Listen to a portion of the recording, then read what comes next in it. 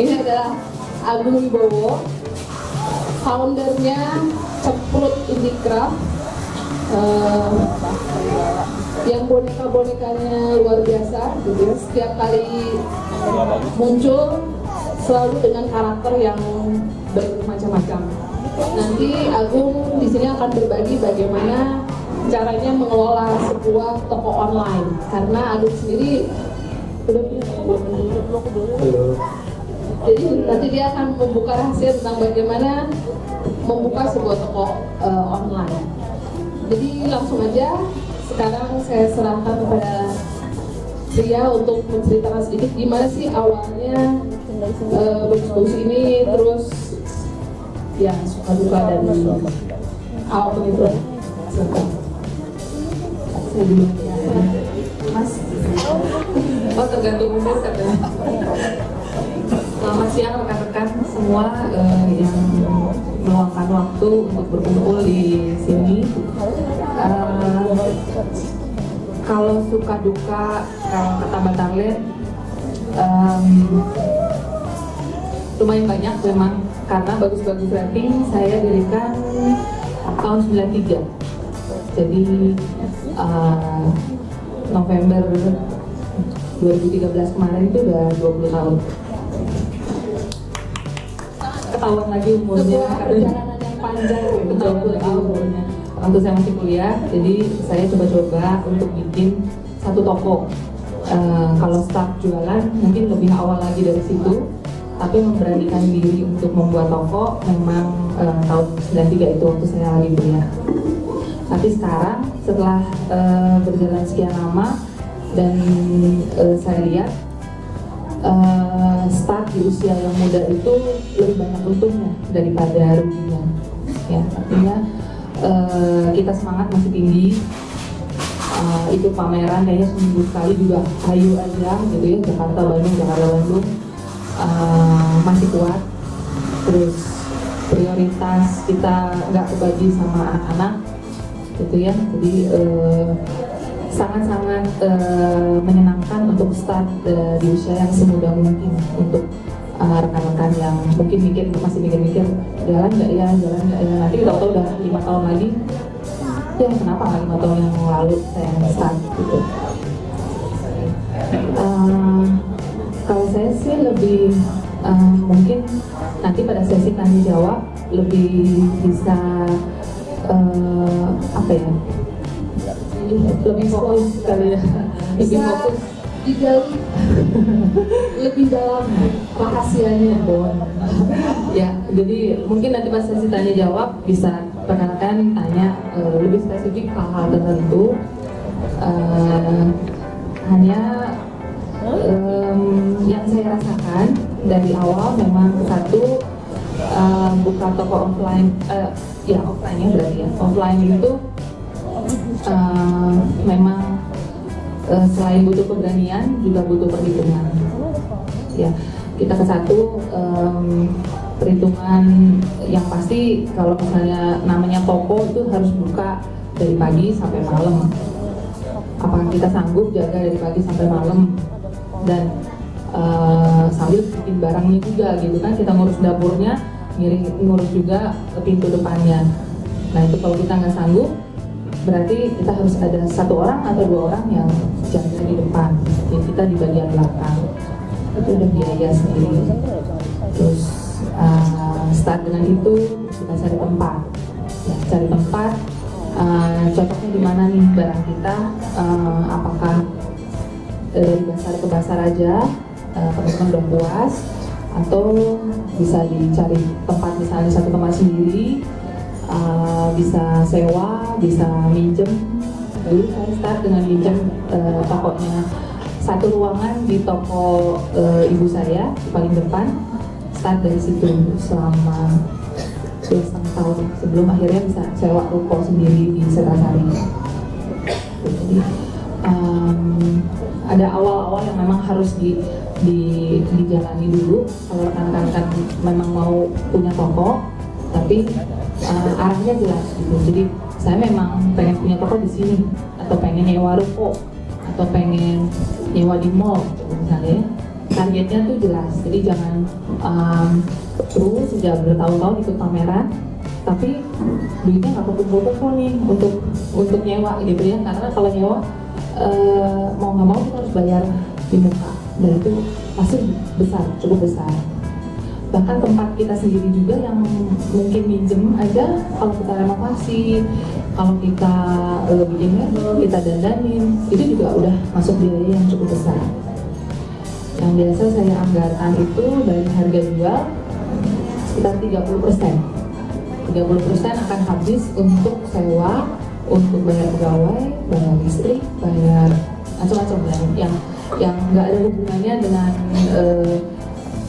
cost barang yang kita buat, tapi tidak akan masuk kantong kita. 30% pasti akan hilang gitu.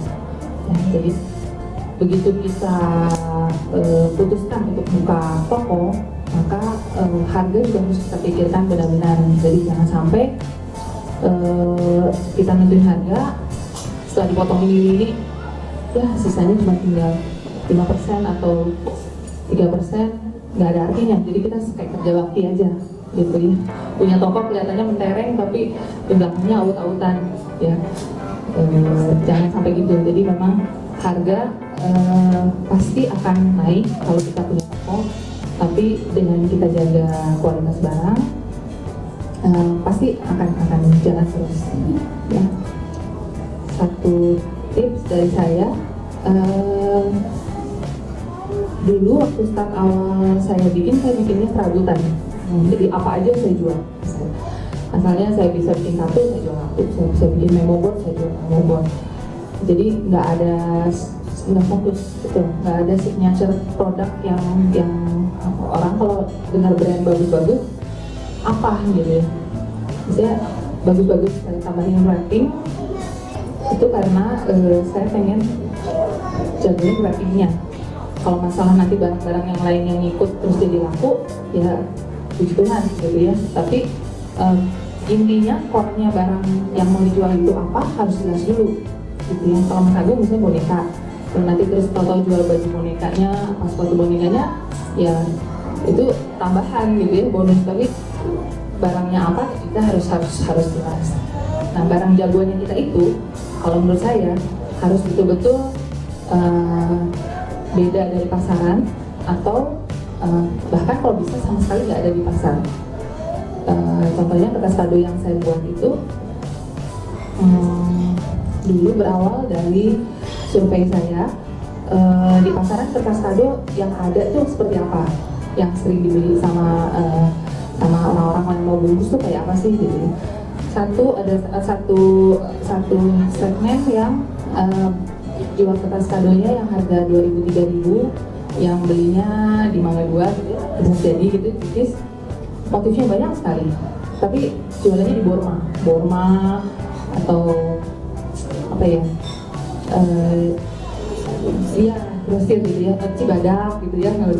Jadi dulu yang tersedia kertas kadonya itu yang murah, dijual harga ada yang dijual 1.500 atau 2.000. Terus langsung naiknya loncat ke yang kertas kado impor, misalnya yang Kalma atau yang Paramount, sekitar dulu 8.000, mungkin kalau di Gramedia bisa 9.000-10.000 ya.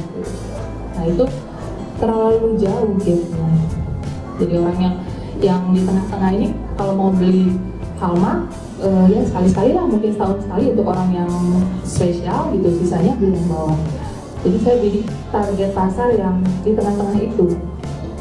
Saya jual kertas kado yang harga tengah-tengahnya 5.000-6.000 dulu waktu saya start, 4.500, 4.500 kalau nggak salah, 6.000. Terus kualitas juga saya lihat gitu ya, maksud kualitas yang si kertas kado yang di Mangga 2 itu tipis. Jadi kalau dibikin paper bag jelek, ya.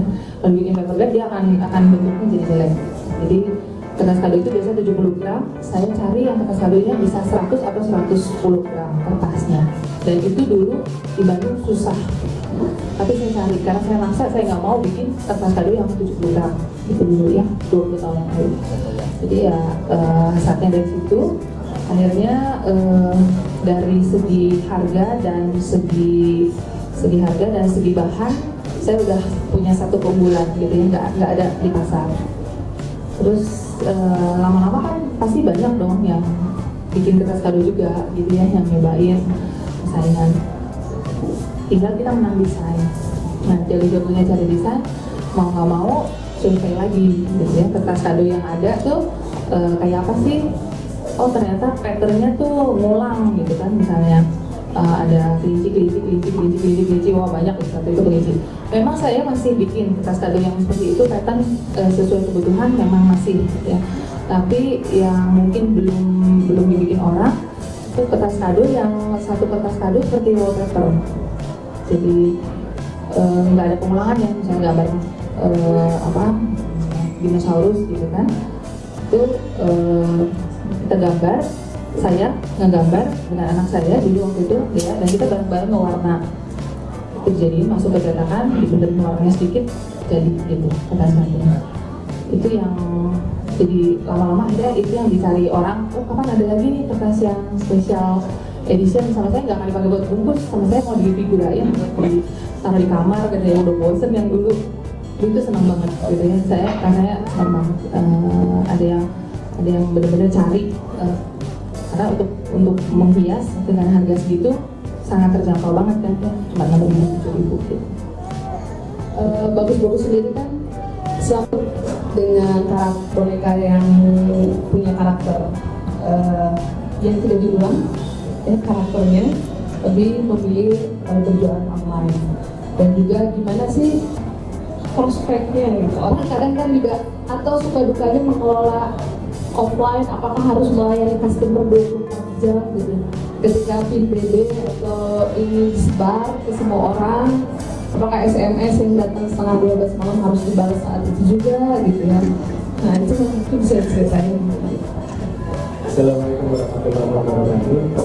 Selamat siang menjelang sore. Saya grogi ini, maaf. Dari tadi kan nggak bisa diem.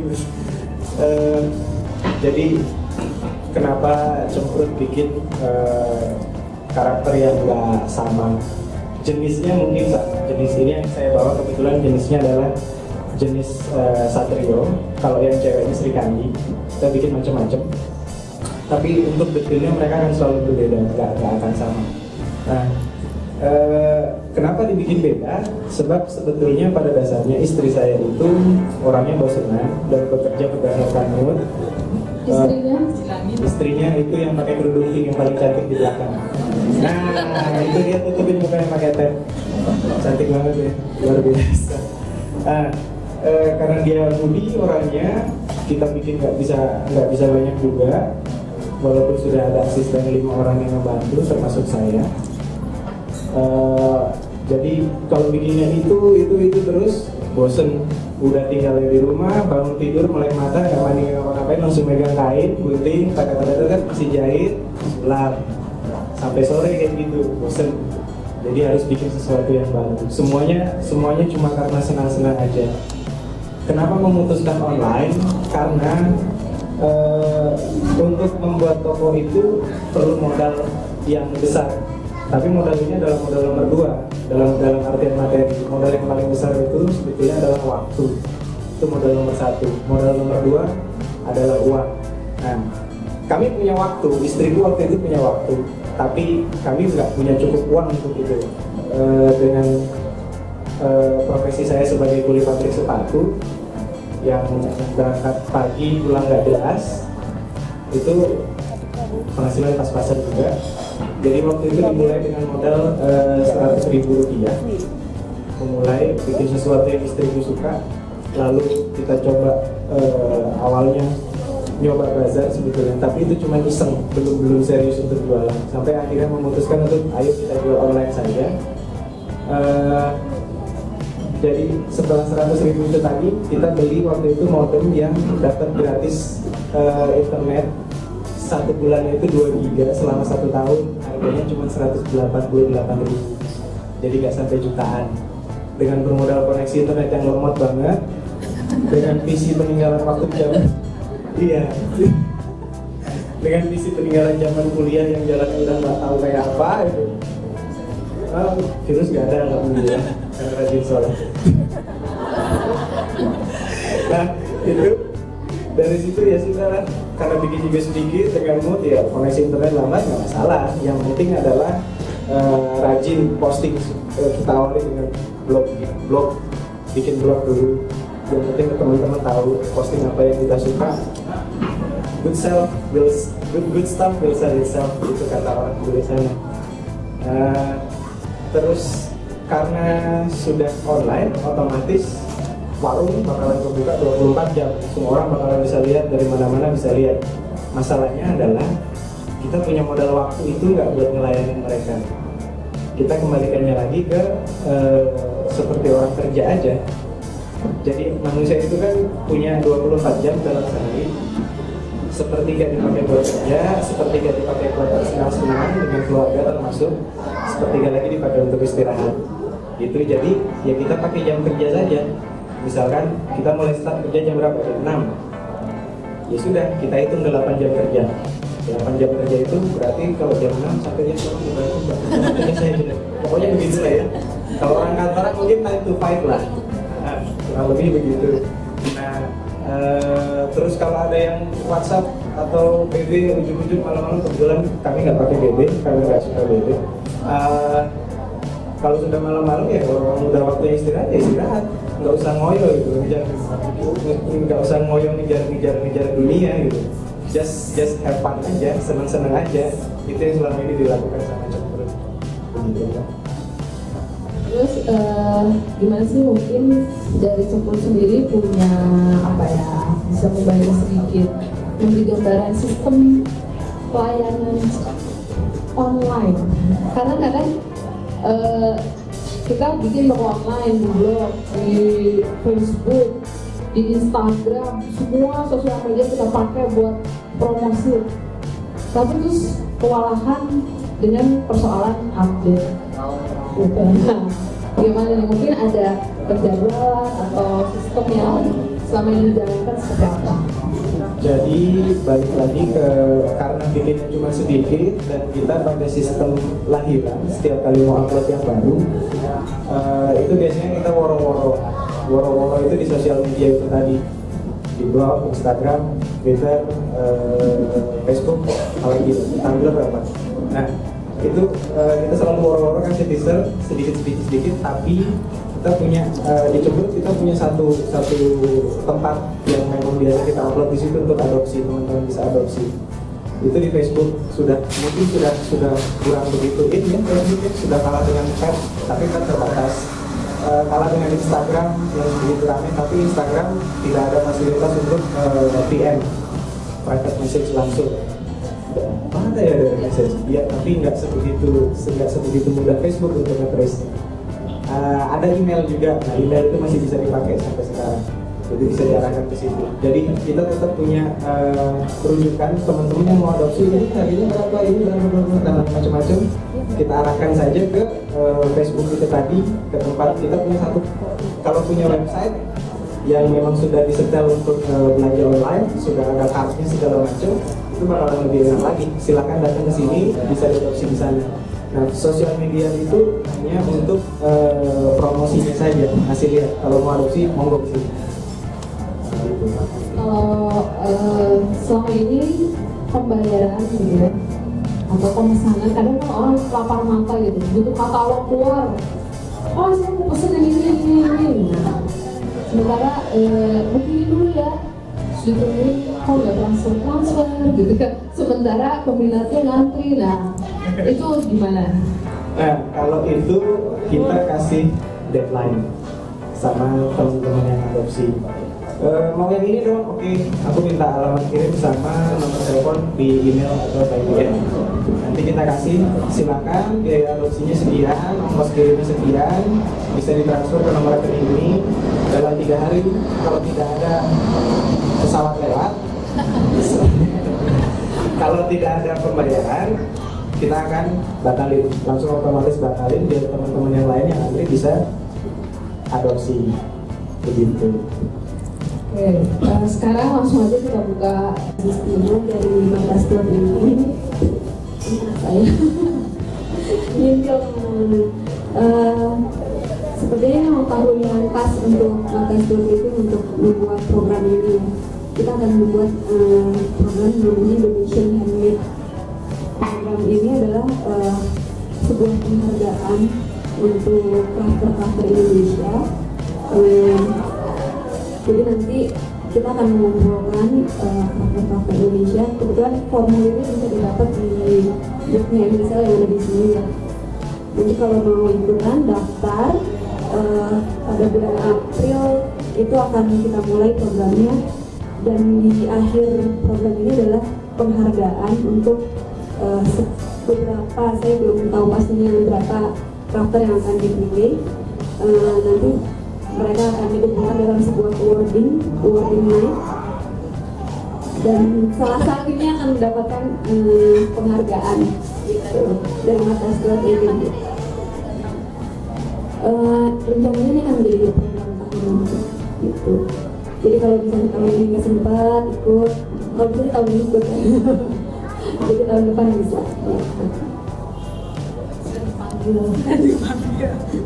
Oke, jadi teman-teman yang tertarik untuk ikut programnya Mata Steward Living Indonesia, silahkan mencari informasi lebih lanjut di mejanya Mata Steward di depan. Kalau tidak ada, terima kasih banyak.